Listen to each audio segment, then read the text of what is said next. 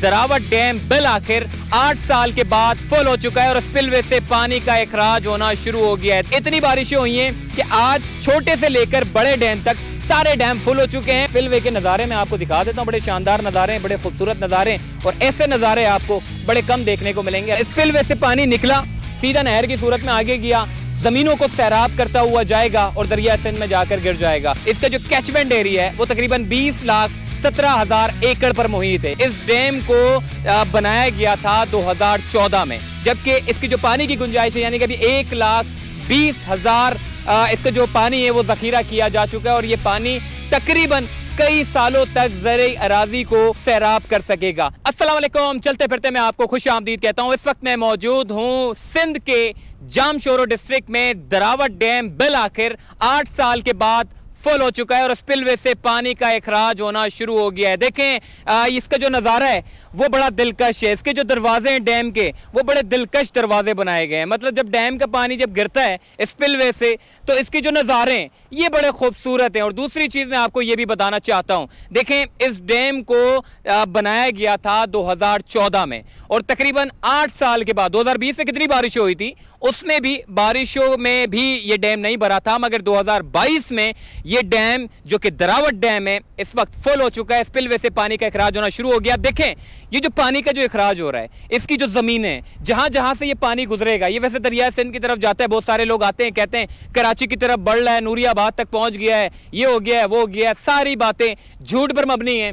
देखें ये जो डैम है इसका जो कैचमेंट एरिया है वो तकरीबन 20,17,000 एकड़ पर मुहित है। ये पूरा अच्छा खासा यानी कि सूबे का सबसे बड़े डैमों में इसका जो है वो शुमार होता है, जबकि इसकी जो पानी की गुंजाइश है यानी कि अभी 1,20,000 इसका जो पानी है वो जखीरा किया जा चुका है और ये पानी तकरीबन कई सालों तक ज़राई अराजी को जो है वो सैराब कर सकेगा। इस डैम को बनाने का मकसद ये था साबिक सदर आसिफ अली जरदारी साहब का कि जितनी भी ज़राई ज़मीनें हैं, चूँकि आपको पता है इन डैमों से पानी जो है वो हम बचाते हैं, पानी बचाने के बाद सारा शजरकारी की जाती है, शजरकारियों में पानी का इस्तेमाल होता है।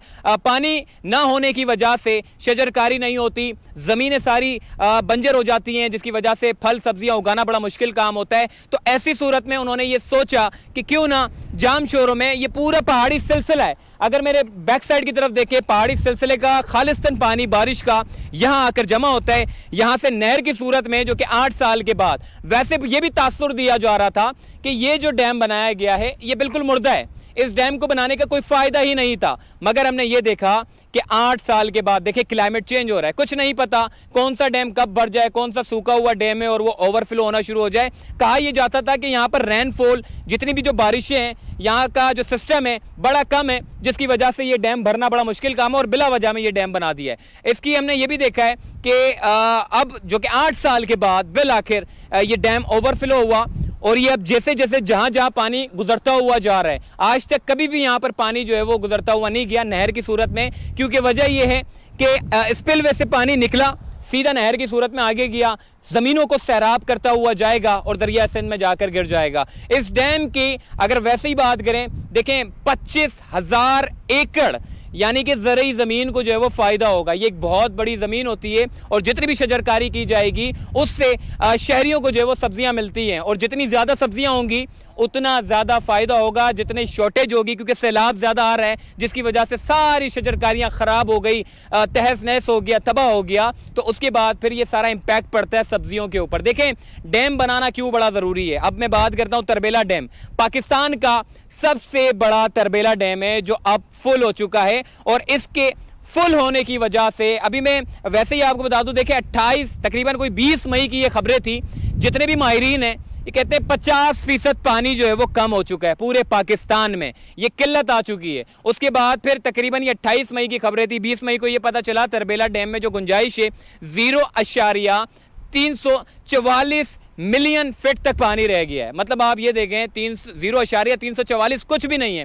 फिर खबर ये आई 28 मई को कि देखें 0.1 10% यानी कि 110 मिलियन फीट तक पानी जो है वो रह गया है। माहिरीन कह रहे थे कि जी ये बड़ा गंभीर मसला है, बड़ा पेचीदा मसला है, और अगर ये हल नहीं होगा यानी कि तो कुदरती बात है जी, अगर ये बारिशें नहीं बरसती तो ये पाकिस्तान में पानी का एक बड़ा बहरान आएगा। लेकिन चूंकि अल्लाह है, हम अल्लाह की जो सिस्टम है उसको बिल्कुल भी नहीं समझ सकते। अल्लाह ने जो पाकिस्तान में 50% जो पानी का जो बहरान था वो पूरा करवा दिया है, और इतनी बारिशें हुई हैं कि आज छोटे से लेकर बड़े डैम तक सारे डैम फुल हो चुके हैं, और जितने लोग इससे तकरीबन ज़रई ज़मीनें, इसके अलावा मकामी लोग इससे सैराब हो सकते हैं। देखिए तरबेला डैम की थोड़ी टेक्निकल बात मैं आपको बता देता हूं।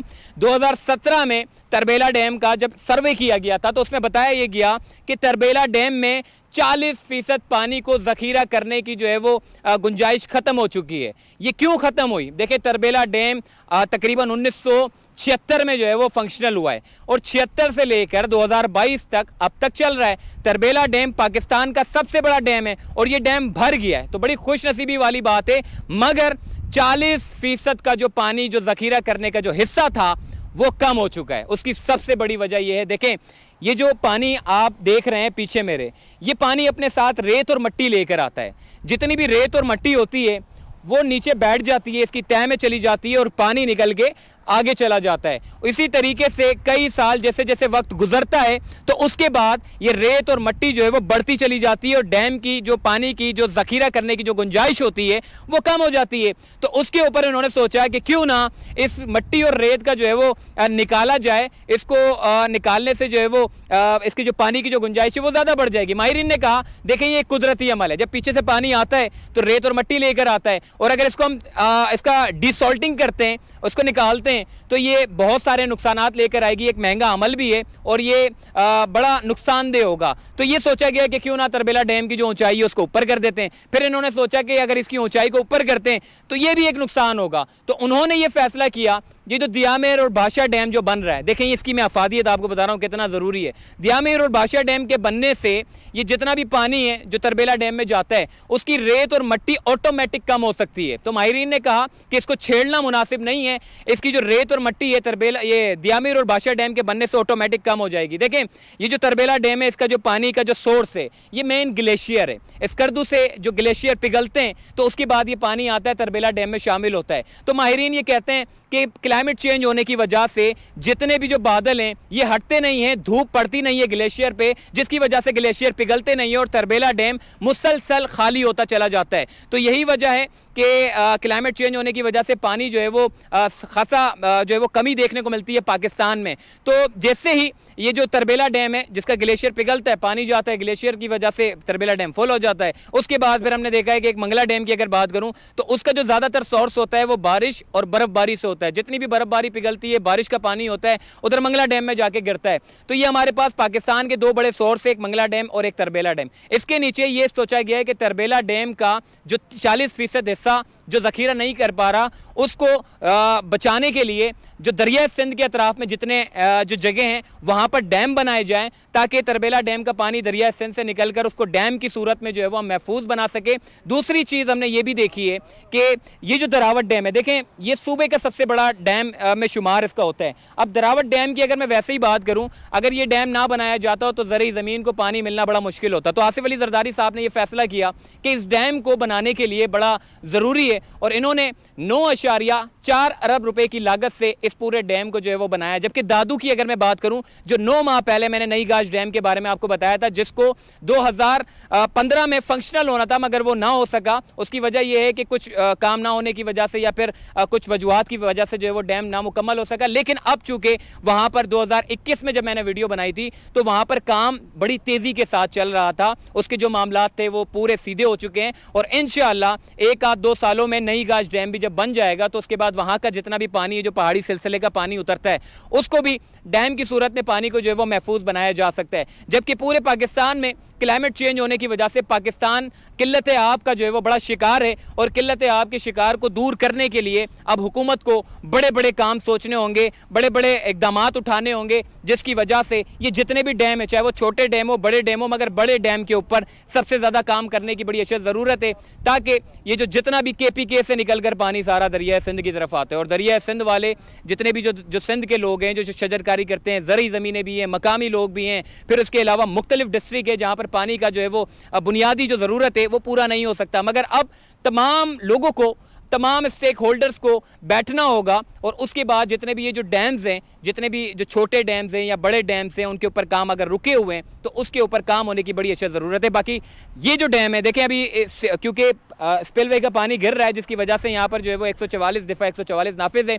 दरावट डैम के इंतजामात के बारे में बात करें तो यहाँ के इंतजामात सेफ और सिक्योर हैं। SDO तनवीर साहब की निगरानी में यहाँ पर बड़ा अच्छा, और गार्ड भी बड़े अच्छे तरीके से जो है यहाँ पर काम कर रहे हैं, ताकि लोगों की जानो माल के नुकसान से लोगों को यहाँ पर जो है वो डैम से करीब नहीं कर रहे हैं, ताकि उनकी जानो माल जो है वो बचाई जा सके। स्पिलवे के नज़ारे मैं आपको दिखा देता हूँ, बड़े शानदार नज़ारे हैं, बड़े खूबसूरत नज़ारे हैं, और ऐसे नज़ारे आपको बड़े कम देखने को मिलेंगे। अल्लाह ताला की तरफ से जो रहमतें बरसती हैं तो उसके बाद पानी की सूरत में हमें देखने को मिला। एक तरफ जहाँ पे हमारे सैलाबी जो मुतासरीन हैं, उन लोगों के लिए बड़ी मुश्किलात का सामना है, उन लोगों के लिए भी इंतज़ामिया को चाहिए कि जल्द से जल्द इकदाम उठाए। मगर जो मई की जो खबरें थी उससे हम निकल कर अच्छी खबरों की तरफ आए, मगर सैलाबी मुतासरीन की वजह से दिल बड़ा अफसुर्दा है। जो लोग जो गांव देहातों में बैठे हुए हैं, उन लोगों के लिए बड़े मसाइल पैदा हो चुके हैं, उन लोगों के घर डूब चुके हैं, मकानात और जानवर सारे बह चुके हैं। उन लोगों के लिए हुकूमत को चाहिए कि अब बड़े मौसर इकदाम करें। तो चलते फिरते से मुझे दीजिए इजाज़त, फिर इंशाल्लाह मुलाकात होगी। अल्लाह हाफिज़।